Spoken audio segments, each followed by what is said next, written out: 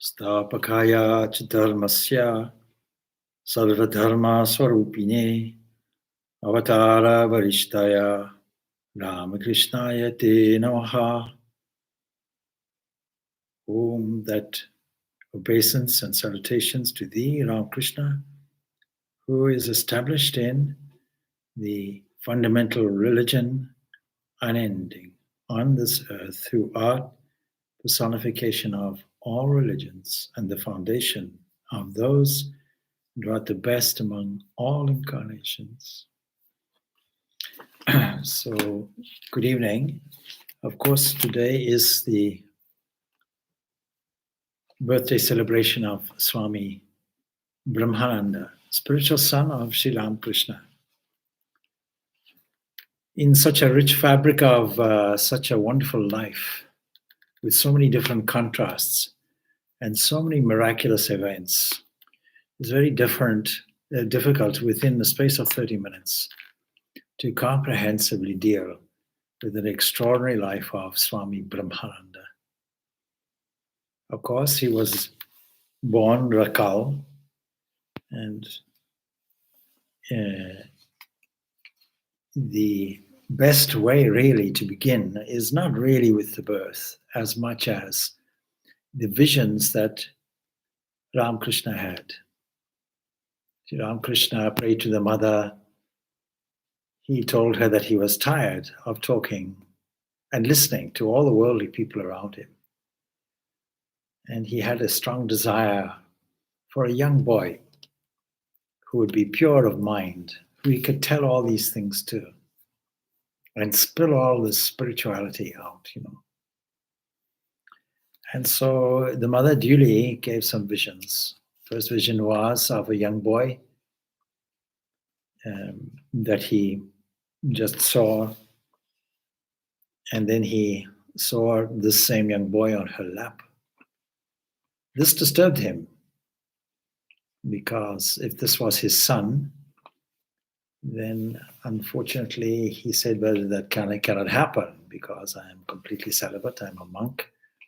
How can I have any biological son? But of course it was not meant to be a biological son. But the most outstanding and impressive vision really was on a 1,000-petal lotus. And there is Krishna dancing and a companion there. And the companion was the cowherd boy. That is Rakal. That's the meaning of Rakal. And then it so happened that at that time, Rakal came to Dakshinaswar and met with Ramakrishna. Ramakrishna instantaneously understood, this is the boy. This is my spiritual son. As was the custom, of course, young Rakal also was absorbed in spiritual life, spiritual matters. He was a spiritual person, naturally. And of course, this worried the parents because it diverted him from studies. His father was a landowner. He had thought that his son would take over as a landowner too. And so, as was the custom, he married. He was 18, his wife was 11. And it was nothing unusual at the time. But the good fortune and the Divine Mother's hand showed, because it was his brother-in-law, who was a great devotee of Ramakrishna, who brought him to meet Sri Ramakrishna. And so sometime around the middle of 1881, Ramakrishna had this vision, these two boys dancing. And that's what really is special about Rakal, Swami Brahmananda. He was this eternal companion of Lord Krishna. He was about the age of 12. He was sent to Calcutta. His town of birth was about 30 miles away from Calcutta. And there in Calcutta, he was there to learn English. And there he met his lifelong companion, Swami Vivekananda, who was Naran at the time. It was Naran who influenced him to come and join the Brahma Samaj. But there were two dimensions of one entity, inasmuch as Swami Vivekananda started his spiritual approach through the formless aspect of God. But Swami Brahmananda, Rakal, was intensely filled with the form of God. That's how he started his journey. And so they were like two sides of the same coin.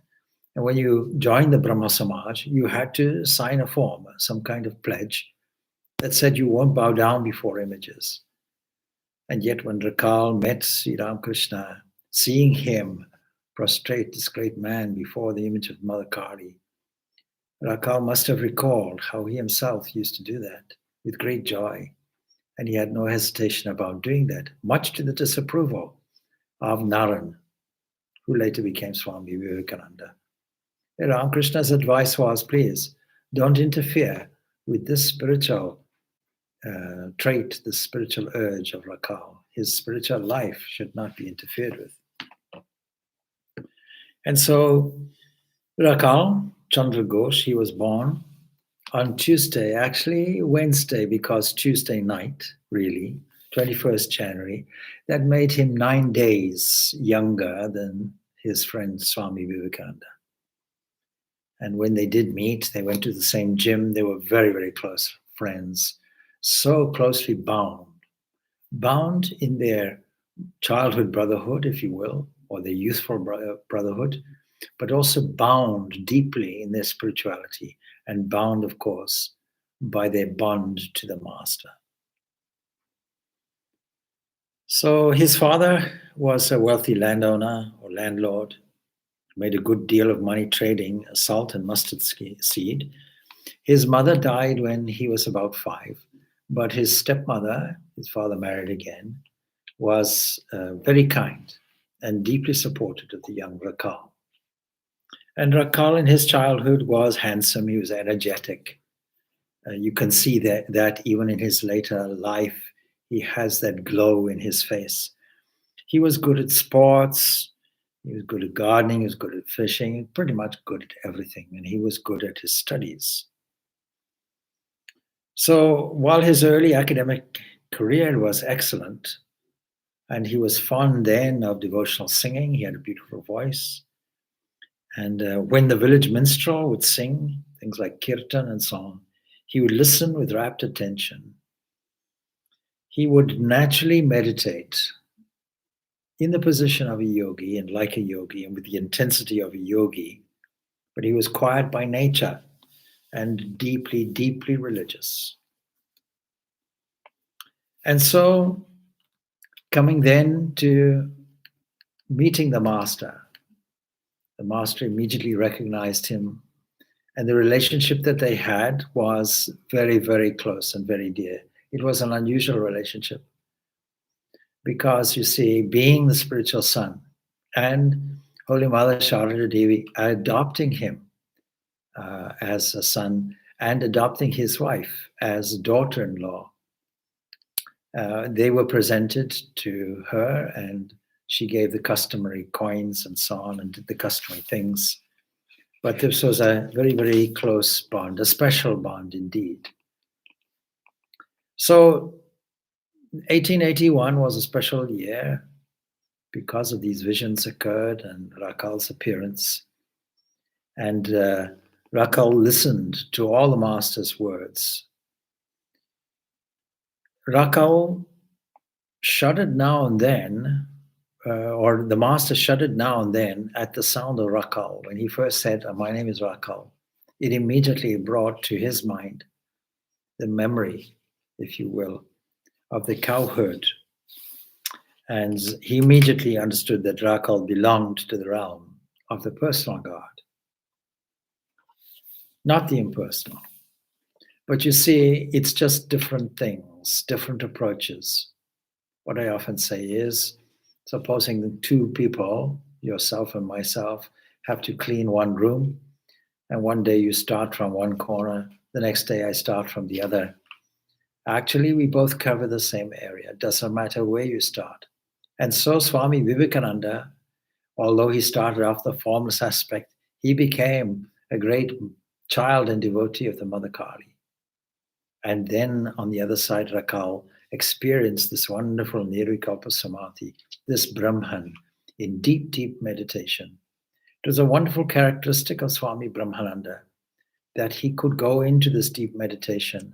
And more or less every picture, or many pictures certainly, of Swami Brahmananda would have shown him in this deep state, this deep meditation. And so while he was absolutely full of love, later when he became the president, he accepted some rules inherited from the Alambasa monastery, but he would reject a whole plethora of rules. Even Swami Vivekananda, who introduced in one section a whole lot of rules. Swami Brahmananda remained quiet. And what is wrong, Rakal? What is wrong? Maharaj is what they called him, because Ramakrishna commented that his intellect was like that of a royal king, and Swami Vivekananda immediately picked up on that. And in the band of monastics, he was referred to as Raj Maharaj. And certainly he had those characteristics. We see this later from 1900 to 1922. He ruled the organization with great, great efficiency. But the one rule that he had was love. And everything else came under that. He bound everybody by love. But in this meeting, he kept quiet. What is wrong? Do you not approve of them? Why don't you say so? And Rakal said, no, I don't like all these rules. And with that, Swami Vivekananda tore the whole thing up and threw it away. Such respect was there for the opinions and evaluations of Raj Maharaj. He was, of course, a very curious mixture. He was a profound mystic, having many, many visions of gods and goddesses, deities, gods in different forms, to the extent that Swami Vivekananda had to validate the existence of all these forms on the basis of Raj Maharaj's profound visions. And then on the other hand, he could go into this deep, seamless Nirvikalpa Samadhi. During his wandering period, he went to one place by the Narmada River, and there, in that place, he went into Samadhi, Nirvikalpa Samadhi, for some 7 days, 6 days and 6 nights. This so easily could he glide into that. Curiously enough, he was something of a curiosity in terms of being a student under Sri Ramakrishna. He used to suffer, for example, from jealousy because Ramakrishna paid so much attention to Rakal, looking after him as a special son. There were 6 identified Ishwara Kotis, that is special incarnations, who were also Nitya Siddhas, that is perfect while living. It is descending, as it were, as accompaniments to this great incarnation, Sri Ramakrishna. And of course, Rakal was one of them. Obviously, Swami Vivekananda was one, Rakal was another one. And these two really were essentially the leadership. Of course, taking for granted that Holy Mother was there. Nothing happened without Holy Mother's permission. And so then there was Yogananda, then there was Niranjanananda, and then there was Premananda, and also there was Purna, and Purna never became a sannyasin. He remained a household. So these 6 special incarnations came as accompaniments. Now, of course, we can't have the cosmic balancing mind come down and be different in different ages and eras. So it makes perfect sense that he who came as Christ, he who came as Buddha, he who came as Krishna, he who came as Rama, also came as Ramakrishna, according to the devotees of Sri Ramakrishna. And therefore, Rakal's accompaniment of Krishna just made perfect sense. And this is really the special insight that Ramakrishna had about Rakal. But he suffered jealousy, and he managed to overcome that also. So there's a human element to this. And the teaching profound. One day, there was a coin on the floor, of Ramakrishna's room, and Brahmananda or Rakal, he picked it up. And of course, Ramakrishna turned around and said, "Why did you do that? It's not your coin." "Oh, I saw it. It must have belonged to somebody. And so I picked it up. I thought I might give it to a beggar." And Ramakrishna replied, "Now, you see, you didn't have to do that because you weren't going to attend to a beggar anyway. You never brought money specifically to give to a beggar. This doesn't belong to you." And a lesson was learned, see, that you should avoid this thing that belongs to others. It's a great, great lesson. It seems a small thing, but this was the minute level of training for the future monastic disciples that would carry the message and the spirit of Ramakrishna forward. There are so many incidents in terms of this training that the master gave. Some other, I can only mention a few instances given the time, but one of them would have been the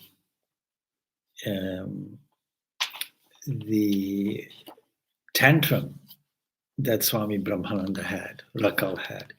He demanded, "I want all these visions. I want something. I want some spiritual experience, some unusual experience. Give it to me now." This was the relationship, like a young boy, like a small child, and the mother or the father pacifying the child. And in a huff, he spilled the oil and went off. But he couldn't go beyond the boundary that Ramakrishna had set. All his limbs literally failed him. And this unusual experience was such. And then Ramakrishna sends Ramlal, his nephew, "Please go and fetch him." And he said, and you can hear the lightness in his voice. There Ramakrishna says, "You see, you couldn't go beyond this boundary that I set you. You're bound to me." So there one instance where Rakal was very hungry and Ramakrishna appealed to the universe, if you will, let food come. And sure enough, Goriman and others brought some food, brought some rasgoras. And he said, "Good," because he was very ravenously hungry.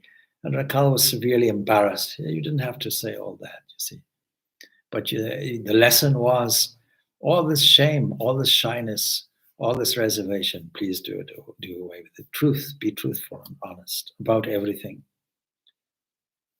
At one point, Rakal was massaging the feet of the Ramakrishna, and there he had a magnificent vision exposed by Sri Ramakrishna. And then there was the instance where Ramakrishna tested him. He said, "Please roll a beetle leaf for me." And Rakal refused.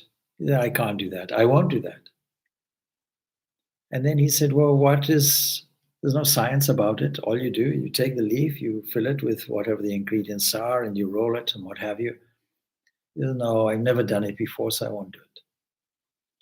And Latu Maharaj, who became Swami Adbhutananda, was extremely put out by this. How can you be so rude to the master?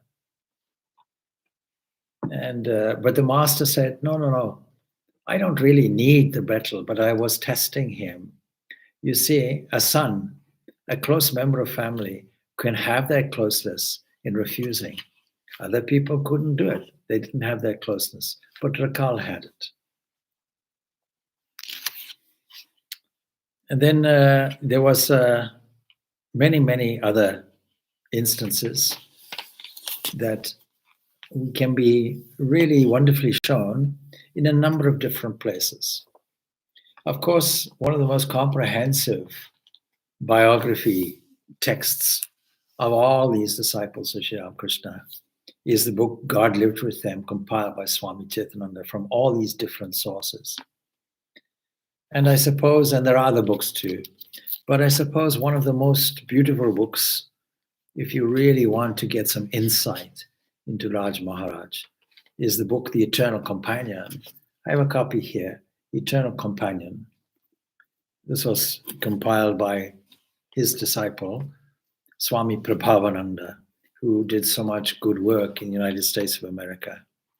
And there the book is divided into various sections. Apart from the biographical sections of the childhood and life and him as a young monk, and president of the order, then as a guru and his mystic visions, but especially his passing, a mention is made there.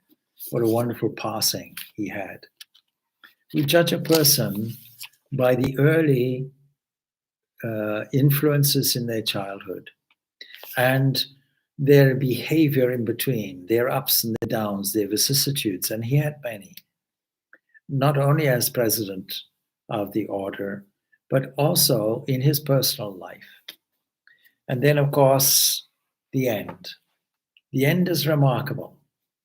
The end is so remarkable that there was a song composed in English about it, and an adaptation of that was taken some years ago by myself and by the treasurer of our organization at that time here in Ireland. And it made a song which is currently in our songbook. So I can only give you a few glimpses here and there, almost at random. Special mention should be made of his austerities and his pilgrimage. I made reference to the fact that in one place, that is, he easily went into samadhi. That was at Amkarnath. And then, of course, Kankal was also a special place. All these various holy places. After 2 years of staying in the Brahmananda Mutt under very, very stringent, austere conditions for all of them, there was the impulse to go and wander. And sure enough, Rakal, as he was then now called Swami Brahmananda, he had also the impulse, and he asked his leader at the time, Swami Vivekananda, can he go? Swami Vivekananda, full of concern for the special spiritual son of Sri Ramakrishna, insisted that Swami Subodhananda go with him. And so they went off. Initially, they went to Puri, and Swami Brahmananda had a special love for Puri and Bhubaneswar and so on. And then in various places, he visited the birthplace of his master, Kamarpuka, and also Jerambati. But then he goes to Varanasi, and then, like many, goes on this great, great mountainous exercise of tapasya. Why do you practice all this tapasya? You sat under the master's feet. You got everything from Sri Ramakrishna. But you see, Brahmananda's reply was, yes, but we need to keep it permanently. We need to make it our own. And for this reason, they all did the severe tapasya. But that served as the crucible for later work. Swami Brahmananda as a guru was remarkable, but he never initiated just ad lib. He never initiated hundreds and thousands of people. He was quite select on the basis of one rule, that you should only select the best quality of devotees. Only a handful, only a few was a good rule. And secondly, these may not be suitable. There may not be a match. And then the other, of course, was that taking on so many disciples, as it were, you will fall sick. And the president of the order, the new first president from 1900, it was made official and reconstituted. So from that time, for 22 years, he was president of the Mutt and the Mission and the order. And he shaped it. Under his influence, the whole movement grew. And that meant also that he had to travel north and south. Swami Ramakrishnananda, he was very keen to have Raj Maharaj in the south. So in Madras at that time, Chennai now, he brought Swami Brahmananda, Raj Maharaj down there. At that time, Sister Deval Mata, who was a monastic nun from America, she was there. She seldom went and visited Raj Maharaj. And when she was asked why by Shashi Maharaj, that is Swami Ramakrishnananda, she said, because actually I'm frightened of him. Because although he was all love, you can see his remoteness, his indrawn mood made a certain distance. And Shashi says, yes, me too. I also have some fear of him. But what a wonderful storehouse, battery of power was within him. There are many insights into him and his personality from those who knew him over those 22 years. Swami Nivedita relates a touching incident that took place in 1918. It was at Balaram's house. He says one day after lunch, when Brahmananda was about to rest, a teenage girl came with her brother to see him. When Nirvananda, who by the way became vice president of the order, told this to Maharaj, he said that he could see her at 4 p.m. But when the girl insisted, Maharaj allowed her to see him in his room. And as soon as she saw him, she began to weep. Then pointing to a picture of Sri Ramakrishna, she said, he has asked me to come to you. Maharaj said to her affectionately, tell me what has happened, my child. Then she told her story. She had been married at the age of 14 and her husband died only 2 weeks after their marriage. In India at that time, this was a disastrous situation because a Hindu woman or widow could not remarry, and she had to depend on her husband's family, who might not have been completely kind to her.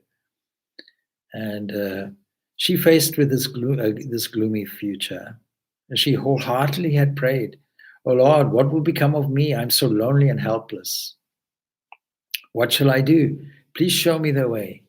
After a year or so, one night, Sri Ramakrishna appeared to her in a dream and said, "Don't weep. My son Rakal is living in Bagbasar. Go to him. He will help you." Now, she had never heard of Ramakrishna and she had never heard of Rakal. And so, without telling her in-laws about the dream, she came to visit her mother in South Calcutta. Her mother knew about Sri Ramakrishna, and directed by her mother, she went to the General Secretary of the time, Sharadananda at Udbotan, and he sent her to Maharaj. The girl was with Maharaj for 2 hours, and during that time, he initiated her. He then asked, Nirvananda to feed the girl and her brother, and the girl later became a nun and established a convent. So he had these 3 rules also, apart from these wonderful exceptions that moved his heart. Don't make too many disciples. And he remembered what the master had also said to Keshav Sen, why don't you study their nature? And is there any good in making anybody and everybody a disciple? And third, many times after giving initiation, he would become ill as he had absorbed the disciples' sins. All teachers worth their salt would do that out of compassion. But Holy Mother often asked Swami Brahmananda to give initiation to more people, since she alone couldn't handle all the aspiring devotees. And in 1916, Maharaj went to the Minerva Theatre to see a drama about Ramanuja, the exponent of qualified non-dualistic Vedanta, Vishishta Dvaita. And the play portrayed how, after Ramanuja's initiation, his guru told him that whoever repeated the mantra would be free. But were he to divulge it to anyone, he himself would go to hell. The large-hearted Ramanuja immediately went to a crowded place and shouted, "I've just recovered a mantra from my teacher. Whoever repeats this will attain liberation." And here it is, take it. He freely gave it, shouted it to everybody. And this particular scene, of course, moved Maharaj, and he shed tears. And from then on, he became much more liberal in giving initiation.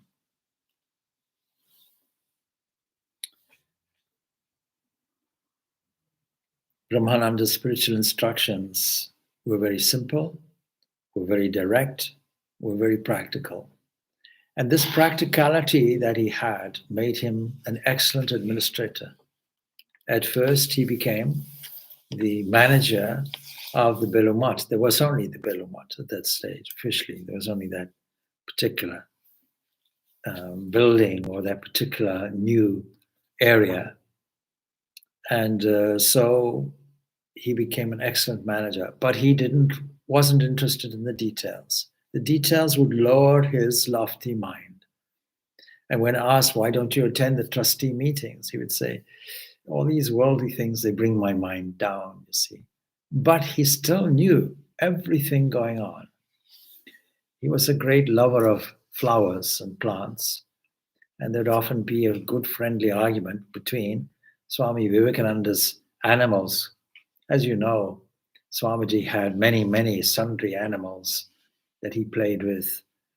And when they ate the plants, of course, they engaged the wrath of Swami Brahmananda. And Swami Vivekananda and Swami Brahmananda would cross swords in a very funny way. Everything that Maharaj did used to touch people's hearts at the very deepest level, says one of his disciples, Swami Ashokananda. Once a gentleman who came to visit him was asked to wait a few minutes. The Swami would come.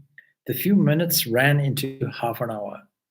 And when Maharaj finally came, he said to the man in a rather embarrassed way, you see, I was playing cards. I couldn't break away. Please don't mind. He said it with such simplicity that he stole the heart of that man. His childlike moods were delightful. I remember seeing him once at a distance with a young brahmacharin attendant, and he was dancing playfully about like a little boy and making gestures in imitation of a striking cobra. We have to also understand how Ramakrishna used to treat him, an 19-year-old boy, like a small child, carrying him on his back and so on. And you would think a stalwart, middle-aged man would look very odd playing as he played. But I can tell you, it was the most beautiful thing to see. Why? Because this childlikeness was natural with him. Christmas celebrations, he started in Madras as it was then, because Sister Nivedita was the only Christian there. And he said, it is Christmas Eve, please organize something in your room. And then he went with great joy. And at that point, everybody was celebrating and singing.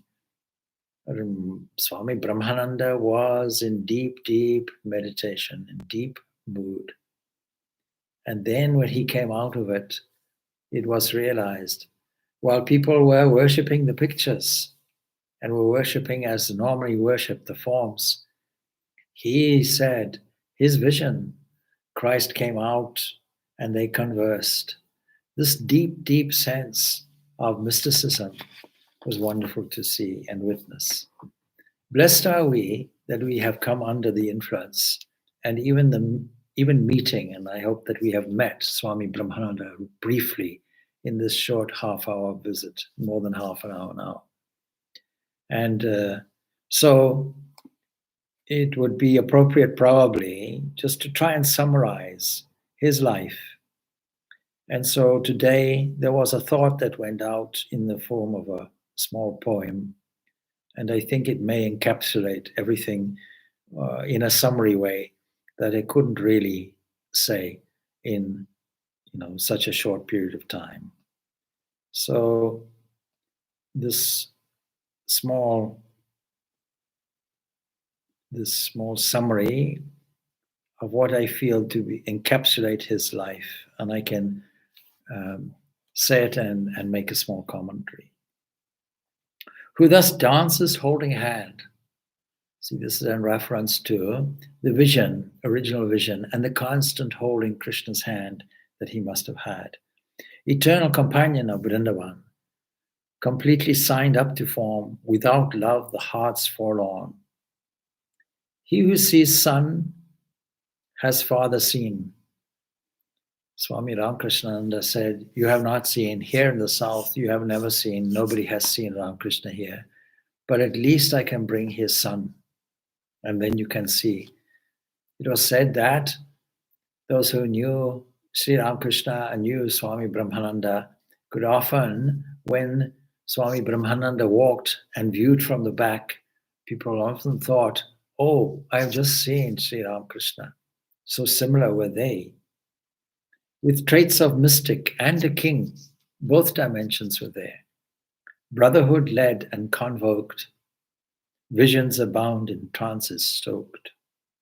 Teaching lessons from mere words will not develop souls forwards, but living aura of teacher divine transforms the mundane to sublime.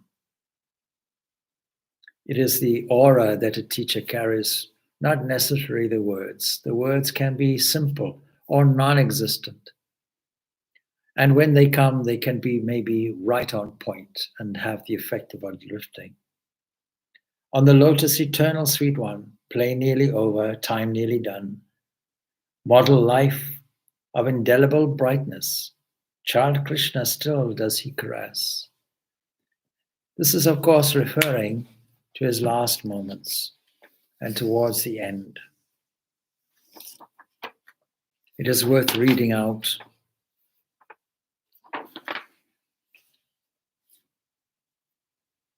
He himself said, here is the full moon. Ram Krishna, I want the Krishna of Ram Krishna. I am the cowherd boy of Vrindavan.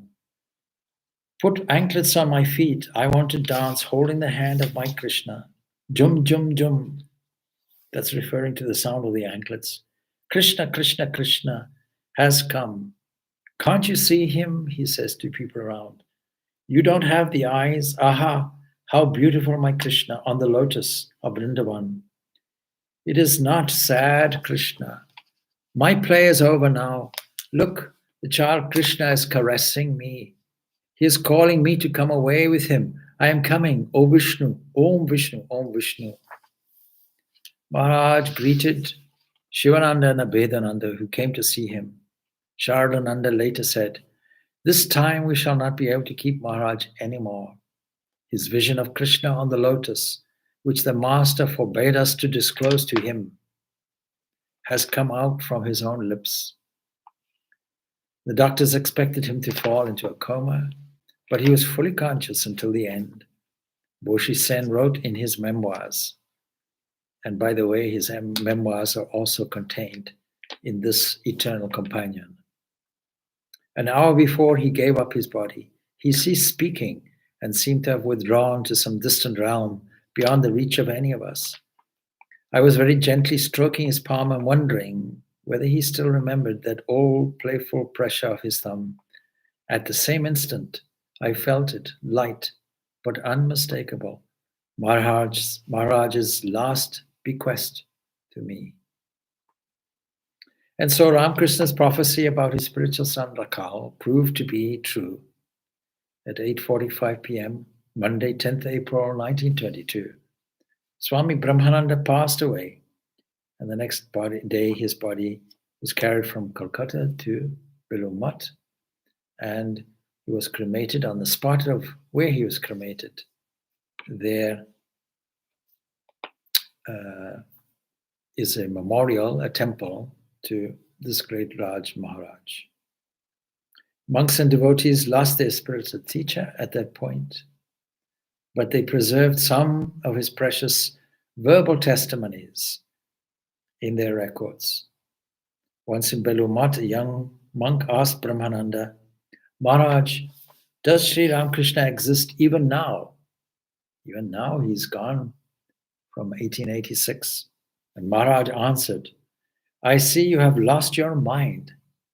Having renounced hearth and home, Why are we leading such a life? He exists always. Pray to him day and night for his vision. He will dispel all your doubts and will make you understand his true nature. Do you see the Master nowadays? Yes, he replied. I see him whenever he shows himself out of his mercy. Anyone who has his grace can see him. But how many people have that love and longing to see him? Wonderful, wonderful words to finish off with. So, Om Shanti, Shanti, Shanti. Peace, peace, peace be unto all.